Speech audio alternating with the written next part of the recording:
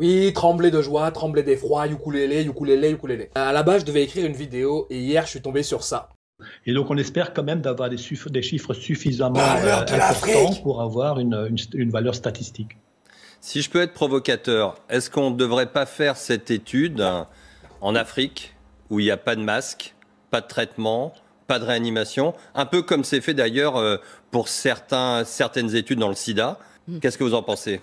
Alors, vous avez raison. Et d'ailleurs, on est en train de réfléchir en parallèle à une étude en Afrique, justement, pour faire ce même type d'approche avec le BCG, un placebo. Bon, LCI, au niveau de la fils de puterie, c'est comment? Le gars a dit sa phrase dans le plus grand des calmes. Vraiment. Sans pression. Nada. Personne ne lui a rien dit.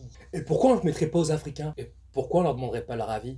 Parce que je sais pas jouer du djembé. En France, il y a eu plus de décès que dans tout le continent entier. Mais on veut faire le vaccin aux Africains. Mais fais-le d'abord chez toi, putain! Qu'est-ce que t'as pas compris? Plus de morts? Fais le vaccin chez toi! Laisse-le tranquille, putain! Mais qu'est-ce qu'ils vous ont fait? Je sais que les sceptiques vont me dire, Lenny, attends, faut arrêter, tout ce que font les Occidentaux en Afrique, c'est pas forcément mauvais. Je suis d'accord. Mais revenons il y a 100 ans. Il y a 100 ans en arrière. Entre les années 1920 et 1930, les États-Unis vont subir une épidémie de polio qui va tuer des milliers d'enfants. Vraiment des milliers. Et les États-Unis vont trouver un vaccin, le vaccin Salk, créé par le professeur Jonas Salk. La particularité de ce vaccin, c'est que c'est le premier vaccin à être fait avec des organes de singe, avec des reins de macaque qui viennent d'Inde ou des Philippines. Problème, le vaccin n'est pas au point. Pire. La nuit du 23 avril 1955, le vaccin empoisonne 250 enfants. Les États-Unis arrêtent la production du vaccin Salk. Ils vont donner le projet du vaccin anti-polio à deux scientifiques. Le premier, Albert Sabin, un scientifique russe qui travaille aux États-Unis, et le deuxième, Hilary Kopovsky, un scientifique qui a trempé dans des affaires de tests illégaux de vaccins sur des enfants handicapés. Donc en termes d'éthique, le gars pourrait bosser avec Satan, quoi. Le gars est chétan, c'est le diable. Pour tester les vaccins, il faut le faire sur une population assez large, qui n'a pas eu de cas de polio ou très peu. Le premier, Albert Sabin, va avoir un accord avec la Russie, son pays d'origine, et ils vont aller tester les tests dans les pays de l'Est comme la Lettonie ou le Kazakhstan. Et pour le deuxième, Hilary Kopovsky, eh ben, ils vont avoir l'idée de... Si je peux être provocateur, est-ce qu'on ne devrait pas faire cette étude en Afrique? Hilary Kopovsky va bénéficier des accords entre les États-Unis et la Belgique pour aller tester son vaccin sur une colonie belge en République démocratique du Congo. Mais l'erreur de Kopovsky va être de créer un vaccin à partir d'organes de singes, de chimpanzés exactement, de chimpanzés du Congo. Le problème, c'est que les chimpanzés du Congo ont le VIS, le virus immunodéficient du singe, le VIS. C'est l'ancêtre du sida, du VIH. Les vaccins vont être faits à partir d'organes de singes infectés. Et pouf! 1 million de vaccins distribués à 1 million d'enfants congolais. Un vaccin à boire contre la polio. Qu'on mettait dans la bouche comme ça. Il est bon, hein? Goût framboise, goût bonbon, hein? Il est bon le bonbon. Le bonbon au sida, voilà. Oh, shit! Dang! Là où ça devient troublant, c'est que les premiers cas de sida détectés chez l'homme apparaissent 1 an après les campagnes de vaccination contre la polio et dans les mêmes zones. Et pouf! Le sida, c'est magique! Magic Sida! C'est pour vous les petits Africains. Prenez un peu de sida. Vous aimez avec la danse. Prenez un peu de sida. Prenez un peu de sida. Prenez un peu de sida. Prenez un peu de sida. Prenez un peu de sida.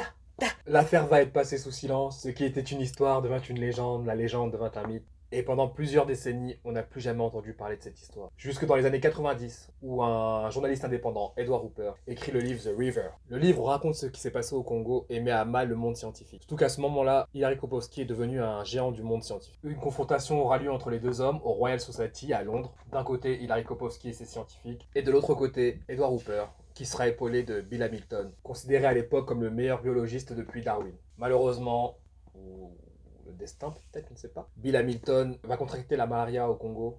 Il mourra quelques semaines avant la confrontation. Coïncidence? Je ne crois pas. Edward Hooper se retrouve seul face à une armée de scientifiques et pas mal de fausses preuves. Hilary Kopovsky niera avoir pris des organes de chimpanzés du Congo. L'histoire s'arrêtera là, les jeux étaient joués d'avance. On n'entendra plus jamais parler de cette histoire. Si vous voulez avoir plus de détails sur cette histoire, je vous conseille le livre The River. Mon anglais me dégoûte, vraiment, mon anglais... The River. Donc je vous conseille le livre The River de Edward Hooper. Et je vous conseille le documentaire Arte, je crois que c'est un documentaire Arte, qui s'appelle Les origines du sida. Vous pouvez le retrouver sur YouTube. Je sais que c'est bizarre de dire, vous pouvez le retrouver sur YouTube, il y a tout sur YouTube. Mais regardez-le, Les origines du sida, ça vous explique point par point, détail par détail, toute l'histoire. Toute cette affaire. Et pour terminer, on est toujours dans le... Moi, j'aime être dans la rigolade, tu sais, moi j'aime être dans la décom. Non, on rigole tous ensemble. Un peu de sérieux. Aujourd'hui, on veut retester des vaccins sur des Africains. No way, pas moyen. Nada, nada, nada. No puedo, no puedo. No culo. En vrai, soyons logiques et de bon sens. Si un jour ça arrive, faudra pas compter sur nos présidents africains, clairement. Je pense que c'est aux Africains en masse de se déplacer et de dire non, je ne veux pas ce vaccin. Et je pense que c'est aussi à nous, enfants de la diaspora, de nous bouger les fesses, d'appeler nos ambassades. On est toujours là, ouais, Mali, Congo, Sénégal, oh, Algérie. On est toujours là comme ça. Maintenant, faut le prouver. Maintenant, faut prouver que oui, on est des enfants de ces pays-là et que ça va pas se passer comme ça. Faut appeler nos ambassades, faut mettre des coups de pression. C'est comme ça que ça marche. Ce qui touche l'Afrique nous touche forcément. Parce que tu le veuilles ou non, ta couleur rappelle ton continent et ton continent rappelle ta couleur. Si on manque de respect à ton continent, pourquoi tu veux qu'on te manque pas de respect chez les autres? Si chez toi de base c'est la merde, pourquoi tu veux le respect chez les autres? Tant qu'on verra l'Afrique comme un continent de malheur, de guerre, de pauvres, de vaccins, de sida, eh ben ça changera pas. Regardez, c'est pas un hasard. C'est pas un hasard si tu vas en Amérique du Sud. Au Brésil, les Noirs sont tués par la police. C'est pas un hasard si tu vas aux États-Unis, les Noirs sont tués par la police. C'est pas un hasard si en Europe, en France, les Noirs sont tués par la police. C'est pas un hasard si en Asie, en Inde, les Noirs sont tués par la police. Parce que quand ils te voient, ils voient tout ce qu'il y a de négatif sur ton continent. C'est mon avis, c'est mon point de vue. Allez, peace, love and Africa. Africa! Africa! Africa!